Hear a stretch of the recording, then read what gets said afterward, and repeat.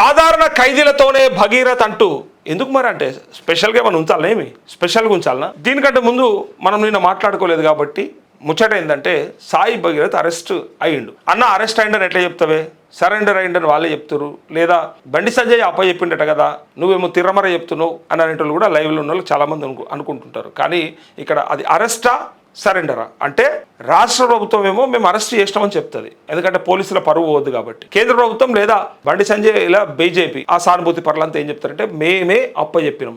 అప్పచెప్పేటోడైతే ఒక్కసారి గుర్తు చేసుకోండి, అప్పచెప్పేటోడైతే మొదటి రోజే అప్పచెప్తుండే, నరేంద్ర మోదీ వచ్చిపోయిన తెల్లారా అప్పచెప్తుండే, 4 రోజులు బెయిల్ కోసం ట్రై చేసి చేయకుండానే అప్పచెప్తుండే. కానీ ఏం చేసిర్రు, ప్రయత్నం చేసిర్రు. పోక్సో కేసులో బెయిల్ రాదని తెలిసినా ఏదో ఒక రకంగా, ఎందుకంటే మేము ముందే హనీ ట్రాప్ కేసు పెట్టినాం కాబట్టి ఏదో ఒక రకంగా బెయిల్ వస్తుందేమో అని ఆశ కోసం ప్రయత్నం చేసిర్రు. బెయిల్ రాకపోతే కనీసం ఇంటర్న్ ప్రొటెక్షన్ అన్న వస్తుంది, సో అరెస్ట్ చేయకుండా అన్న ఉంటారు కాబట్టి నా పరువు పోకుండా ఉంటుందని ఆ ప్రయత్నం అన్న చేసారు. అది కూడా కాలే.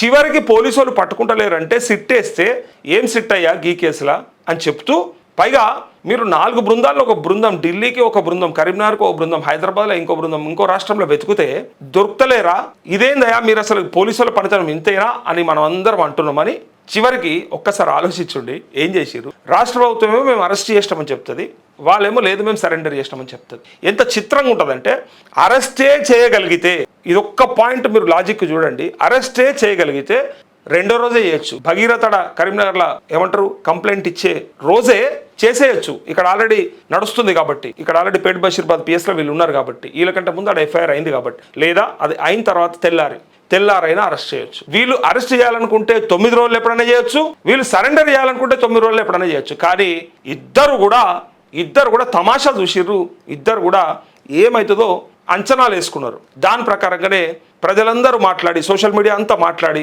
బీఆర్ఎస్ వాళ్ళంతా కొట్లాడి చివరికి ఈ స్థాయికి వచ్చిన తర్వాత ఇక తప్పదరా నాయన, ఇక ఇప్పుడు కనుక మనం ఇంకేమైనా చేస్తే ఆగమైపోతాం, అయితే అరెస్ట్ చేయాలి లేదా నేను అప్పచెప్పాలి, ఈ రెండిట్లో ఏది బెటర్ అని చెప్పి డిసైడ్ చేసుకొని చివరికి అప్పచెప్పినట్టుగా మనం వార్తలకు చూస్తాం. పోలీసు వాళ్ళు సరే అరెస్ట్ అని చెప్పినా వచ్చినాక ఎట్లాగో అరెస్టే కదా, వాళ్ళు వచ్చి సరెండర్ అయినా వీళ్ళు చేసేది అరెస్టే కదా, వీళ్ళు వెతికితే దొరకలేడు, ఆయన రావాలనుకుంటే వచ్చిండు. అందుకే మొన్న ఒక కామెంట్ పెట్టిరు ఒక బ్రహ్మాండంగా, ఏమని పెట్టిండంటే మస్తు బ్యాక్గ్రౌండ్ ఉందన్న బగ్గీ, యు ఆర్ గ్రేట్ మ్యాన్, నిజంగా ఈ దేశంలో మరి కేంద్ర మంత్రి కొడుకు అయి ఉండి ఇన్ని రోజులు బ్రహ్మాండంగా మొత్తం దేశానికే దొరకకుండా తప్పించుకున్నావు అంటే నువ్వు నిజంగా గ్రేటు అని చెప్పి ఆ బగ్గీ గురించి చాలామంది కామెంట్ చేశారు. అయితే అరెస్టా సరెండరా పక్కకు పెడితే వాళ్ళకు నచ్చినట్టుగా చేసుకున్నారు, వాళ్ళకి అనుకూలంగా చేసుకున్నారు, ప్రయత్నం చేసిర్రు. పోక్సో యాక్ట్లో మరి బెయిల్ కోసానికి ప్రయత్నం చేస్తే యాంటిసిపేటరీ బెయిల్ పాసిబుల్ కాదు అని చెప్పి మాధవీదేవి చెప్పిన తర్వాత కనీసం ఇంటర్మ్ ప్రొటెక్షన్ అన్న ఇవ్వండి అని అంటే అది కూడా ఇవ్వమని చెప్పి కొట్టేస్తే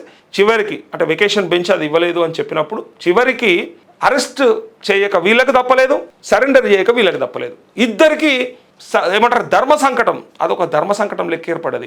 ఇప్పుడు విడుమంటే పాము కోపం, కరుమంటే కప్ప కోపం అనేది ఏదైతే సామెత ఉందో, ఇక్కడ అరెస్ట్ చేస్తే ఏందో చేయకపోతే ఏందో పోలీసుల బాధ, సరెండర్ చేస్తే ఏందో చేయకపోతే ఏందో బండి సంజయ్ బాధ. చివరికి ఏమైందా అంటే అప్పచెప్పిర్రు, ఇక కిందనో మిందో చేసి అప్పచెప్పారు. ఇట్లా నార్మల్ కేసులలో అయితే చేస్తారా, చేయరు. హై ప్రొఫైల్ కేసులు కాబట్టి పోలీసులు వాళ్ళ స్టైల్లో, వాళ్ళ ఆలోచన తీరు, వాళ్ళ ప్లాన్ను బట్టే బ్రహ్మాండంగా తాత్సారం చేసి 9 రోజుల దాకా వెయిట్ చేసిర్రు. బెయిల్ తెచ్చుకో ఏం కాదు, మేము ఉంటాం నీకెందుకు, ప్రభుత్వం ఏమన్నది, హోంశాఖనేమన్నది, నువ్వు ఉండరాదు బగ్గి, మేము ఉన్నాం కదా నీకెందుకు, నువ్వు మెల్లగా పోయి అదైతే తెచ్చుకోపో కదా. మెయిల్ పెడతాడు, ఇంకా వాళ్ళకి పోలీసు వాళ్ళకి మెయిల్ కూడా పెడతాడు. అప్పటికి రితిరాజ్ గారు చెప్పారు ఆ మెయిల్కి మాకేం సంబంధం లేదు, మెయిల్ పెడితే మేము యాక్సెప్ట్ చేయము. కానీ సామాన్యుడు పెడితే తూకుంటారా పని ఈ చింతపండు చేద్దరు, మీకు కూడా ఎరకాది. పోలీసు కేసులు ఎవరైతే ఎదుర్కొన్నారో వాళ్ళందరికీ తెలుసు, పోలీసులతో ఏమాత్రం అటు ఇటుకున్నా అలా ఈగోని ఏమాత్రం హట్టి చేసినా ఈ చింతపండు చేస్తారు, అది అందరికీ ఎరక. అయితే ఇక్కడ ముచ్చట ఏంటంటే ఇక తీసుకుపోయి చెర్లపల్లి జైల్లో పెట్టారు. జ్యుడిషియల్ కస్టడీ అంటారు. ఇది అంటే కన్ఫర్మ్ కాకముందు విచారణ చేయాలనుకుంటే, పైగా ఎక్కడన్నా సాక్షులను ఇన్ఫ్లుయెన్స్ చేస్తాడేమో అని అనుకున్నప్పుడే రిమాండ్కి తీసుకుంటారు. ఇలాంటి రిమాండ్ ఖైదీలు అంటారు. నేరం రుజువైన తర్వాత చేసేది శిక్ష అయితే ఇప్పుడు ఇచ్చేది ఈ రిమాండ్ ఖైదీగా గుర్తించి వాళ్ళని జ్యుడిషియల్ కస్టడీలో పెట్టుకుంటారు. ఎందుకోసం అంటే విచారణ ఖైదీలు ఉండే బ్యారక్ కేటాయింపు, విచారణ ఖైదీలు ఉండే దాంట్లో పెట్టాలి. మరి ప్రత్యేక సౌకర్యాలు ఏమీ లేవన్న జైలు అధికారులు. కానీ మీకు ఒకటి ఎరకనా, ఖచ్చితంగా ఉంటాయి. మళ్ళీ నేను ఆరోపిస్తున్నాను అనుకోకుర్రి, నాకు తెలుసు అది. ఖచ్చితంగా హై ప్రొఫైల్డ్ కేసుల్లో ఉన్నటువంటి వాళ్ళకి జైలు అధికారులు మీరు కావాలంటే గతంలో జైల్లో ఉండి వచ్చి బయట ఇంటర్వ్యూలు ఇచ్చినటువంటి పెద్ద పెద్ద దొంగలు బడా బాబులు పైగా కొంతమంది మావోలు మాజీ నక్సలైట్లు వాళ్ళ ఇంటర్వ్యూలు చూడండి.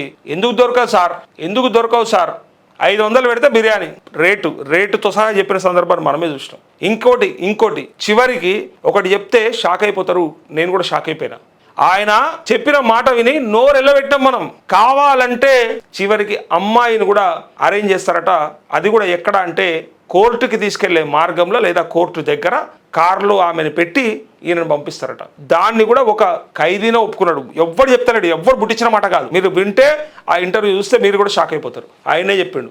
మరి అది అబద్ధం కావచ్చు, అది నిజమని నువ్వెట్లా నమ్ముతున్నావు అంటే చెప్పినోందే నమ్ముతాం కదా, చూసినోడు చెప్తే తెలుస్తుంది కదా. పోలీసు వాళ్ళు అయితే ఒప్పుకోరు కదా, మేము మీ పని చేసినాం మాతో ఇది అయిందని. ఎవడైతే అనుభవించినాడో వాడే చెప్పాలి. బరాబర్ చెప్పిండు. అదెంత సార్, పైసలు వాడిస్తే ఆ కార్లో అరేంజ్ చేస్తారు, పోతాం వచ్చేస్తాం, అదెంత సార్, జైల్లో ఉన్నంత మాత్రం మాకు అది దొరకదని ఎవడు చెప్పిండు అని అన్నాడు. ఇంకా అంతకంటే దారుణం ఇంకోటి ఉంటుందా? అందుకే ఒక అలాంటి ఖైదీలకే అట్లాంటి ఫెసిలిటీస్ దొరికినప్పుడు హై ప్రొఫైల్ కేసుల్లో ఉన్న వాళ్ళు సొసైటీలో టాప్ ఆఫ్ ద టాప్ అని పేరు పెట్టి పిలుచుకునే వాళ్ళందరినీ అక్కడ ఎట్లా ట్రీట్ చేస్తారనేది ఇక మీ ఊహకే వదిలేస్తున్నా. ప్రత్యేక సౌకర్యాలు లేవని వాళ్ళు చెప్పినా వానికి ఏం కావాలన్నా అది ఇచ్చేస్తారు. మాంసాహార భోజనానికి భగీరథ నిరాకరణ.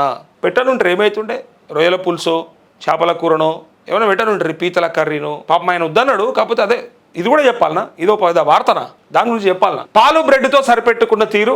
ఆదివారం కావడంతో ములాఖాతులను ఎవరూ కలవడానికి రాలేదన్న జైలు సిబ్బంది. భగీరథ్ ఫోరెన్సిక్ ల్యాబ్కు బాధితురాలి తల్లి ఇచ్చిన ఆధారాలు కూడా 10 రోజులు కస్టడీ కోరనున్న పోలీసులు.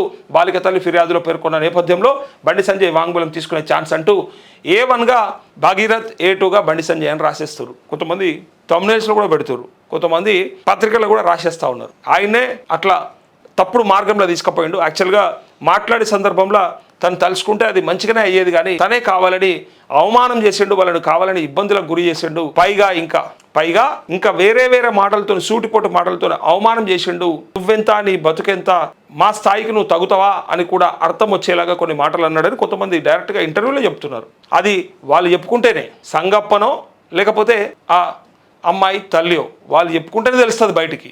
అయితే ఇక్కడ పోక్సో కేసులో జ్యుడిషియల్ కస్టడీకి వచ్చిన బండి సాయి భగీరథ్ చెర్రపల్లి సెంట్రల్ జైలు అధికారులు సాధారణ ఖైదీలతోనూ ఉంచారు. ఎలాంటి ప్రత్యేక సదుపాయాలు కల్పించకుండా విచారణ ఖైదీలు ఉండే బ్యారక్లోనే ఆయన కేటాయించారు. పోక్సో కేసులో నిందితుడిగా ఉన్న భగీరథ కోర్టు 2 వారాలు రిమాండ్ విధించింది. 2 weeks 14 days ఉంటుంది ఏ రిమాండ్ అయినా, కొన్నిసార్లు ఎక్స్టెన్షన్ కూడా ఉంటుంది. సో ఇక్కడ భగీరథ్కి ఇచ్చినటువంటి రిమాండ్ ఏంటంటే 14 days 14 రోజులు. ఆ తర్వాత బెయిల్ వస్తుందా అన్న అంటే పక్కా వస్తుంది, కొన్నిసార్లు రాకపోవచ్చు కూడా. అంటే కేసు తీవ్రతను బట్టి, పెట్టిన సెక్షన్లను బట్టి. మళ్ళీ ఇంకొక సెక్షన్ కూడా యాడ్ చేశారు. వాంగ్మూలం విన్న తర్వాత సెక్షన్ 5(1) రెడ్ విత్ 6 ఏదైతే చూసినామో ఇంకొక సెక్షన్ కూడా యాడ్ చేసారు. ఆ కారణం ఏందో కూడా మీకు చెప్తాను నేను.